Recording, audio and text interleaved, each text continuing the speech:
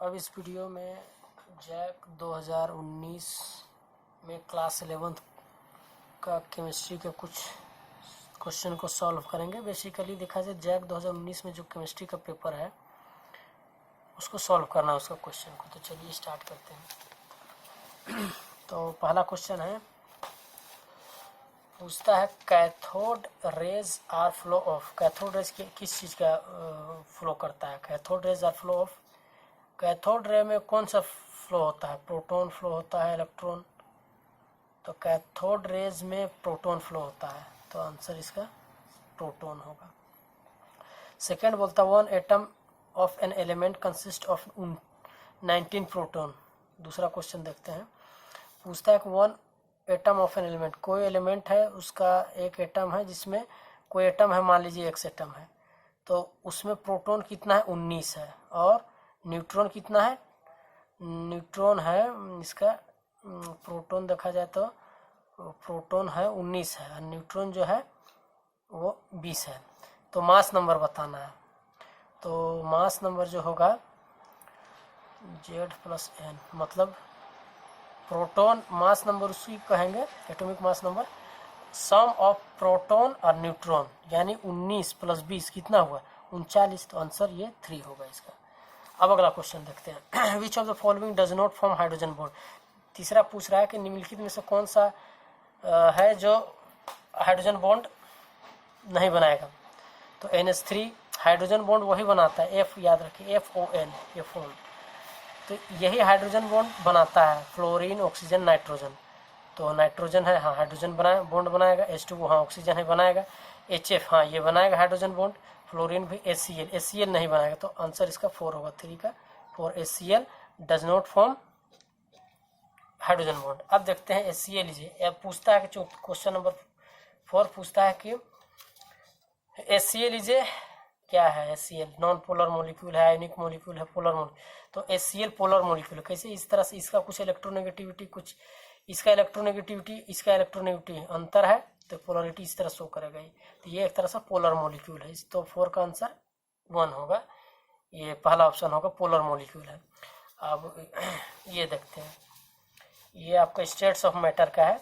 पूछता है कि ये फॉर्मूला दिया है P + AN² divided by V², फिर ब्रैकेट के अंदर V - NB = nRT, यानी P जो है प्रेशर, P = nRT है ना, इसी में बताया गया है। वंडरवाल इक्वेशन है।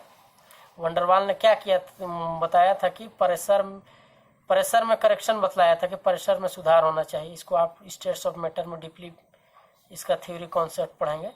तो ये प्रेशर करेक्शन को बतला रहा है। ये जो वॉल्यूम है ये एक्सक्लूडेड वॉल्यूम है। ये NRT जो है किसने बतलाया था? वंडरवाल इक्वेशन से आता है ये। तो क्वेश्चन नंबर फर्स्ट होगा इसका, 5 का ऑप्शन नंबर 1 होगा। क्वेश्चन 5 का ऑप्शन फर्स्ट होगा, है ना। अब देखता है 6 क्या पूछता है, the total energy associated with A system is called. जो टोटल एनर्जी किसी सिस्टम में टोटल एनर्जी को क्या बोलते हैं? इंटरनल एनर्जी बोलते हैं। कोई भी सिस्टम में जो भी एसोसिएट है उसके अंदर एनर्जी टोटल एनर्जी है। इंटरनल एनर्जी कहने का मतलब है कि इसमें पूरा है, potential energy, kinetic energy, thermal energy, vibrational energy, rotational energy, सब मिला के क्या होता है? Total energy. इंटरनल एनर्जी होता है उसके अंदर। तो ये हुआ टोटल एनर्जी। इंटरनल एनर्जी ये होता है। अब क्वेश्चन 7 देखते हैं। बोलता है the absolute mass of an electron is. Absolute मास क्या होता है? एब्सोल्यूट मास जो होता है 9.11 × 10⁻13 31 kg। ये है 3, ये 4 होगा इसका ऑप्शन 7 का। अब देखते हैं 8 पूछता है according to Bohr's theory. Bohr's theory के अनुसार बताइए कि angular momentum of electron 4th orbit, चौथा ऑर्बिट। अब इसका फॉर्मूला देखते हैं। चौथा n = 4 में बोलता है कि क्या होगा। तो बोर ऑर्बिट जो होता है angular momentum MVR is equal to होता है NH/2π होता है। एंगुलर मोमेंटम ऑफ एटम क्या होता है? हाँ, एंगुलर मोमेंटम ऑफ इलेक्ट्रॉन पूछ रहा है कि कोई इलेक्ट्रॉन है उसका एंगुलर मोमेंटम बताइए। तो MVR एंगुलर मोमेंटम जो होता है NH/2π होता है। अब देखते हैं। अब बोलता है 4 ऑर्बिट, यानी यहाँ पे 4 होना चाहिए, 4 × 8 होना चाहिए। सॉरी, MVR इक्वल टू बोल रहा है NH यानी 4 डिवाइडेड बाय H इंटू 2 पाई, यही है। तो 2H बाई पाई देखते हैं कहाँ पे आंसर है, ये answer option 2H by pi, हाँ 2H बाई पाई ये आंसर होगा इसका, ऑप्शन 3। अब देखते हैं क्वेश्चन 9 पूछ रहा है, क्वेश्चन 9 कि the value off spin quantum number is, spin quantum number क्या होता है कि प्लस हाफ होता है और माइनस हाफ, तो value off spin quantum number plus minus half, यही हुआ plus minus half structure of atom, तो ऑप्शन इसका 3 होगा। अब 10 क्वेश्चन नंबर 10 देखते हैं क्या है, हाँ 10 पूछता है the total number of periods in the periodic table, period कितना है, 7 है पीरियड, तो ऑप्शन 2 हुआ इसका। तो अब 11 क्वेश्चन नंबर 11 देखते हैं हम।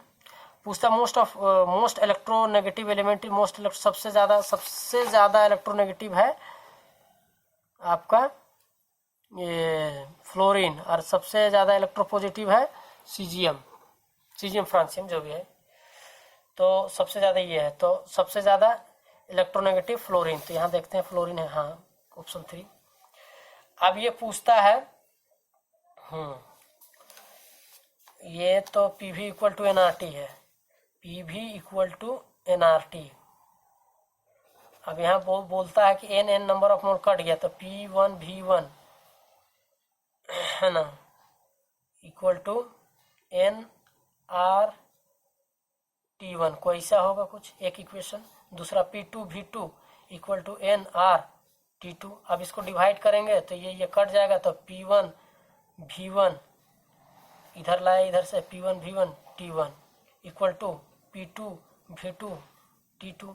तो ये तो इसमें दोनों हो रहा है, चार्ल्स लॉ भी लागू हो रहा है, बॉयल्स लॉ भी हो रहा है, एवोगाड्रोज लॉ भी हो, यानी combined law gas law use हो रहा है, तो ऑप्शन 2 होगा इसका आंसर। तो अब देखते हैं 13 क्वेश्चन नंबर 13 का, the enthalpies of element in their standard state, हाँ यह है थोड़ा सा डिफिनेशन टाइप में क्वेश्चन। तो पूछता है कि the enthalpies of all element, सभी एलिमेंट का एंथैल्पी जो होता है उसके स्टैंडर्ड स्टेट में 0 होता है, तो इसका आंसर बी होगा। अब एक्वस सॉल्यूशन ऑफ NH4Cl, हाँ ये थोड़ा सा क्वेश्चन नंबर 14 देखते हैं। क्वेश्चन नंबर 14 पूछता है the aqueous solution of NH4Cl, हाँ एक्वस सॉल्यूशन कर रहा है यानी पानी में डाल दीजिए इसको H2O। अब रिएक्शन करके देखते हैं, NH3 होगा प्लस NH3OH होगा प्लस HCl होगा, तो ये वीक बेस है और ये स्ट्रॉन्ग एसिड है, तो क्या होगा इसका सॉल्यूशन, एक्वस सॉल्यूशन NH4Cl का, तो इसका आंसर होगा एसिडिक है, ये आंसर होगा एसिडिक।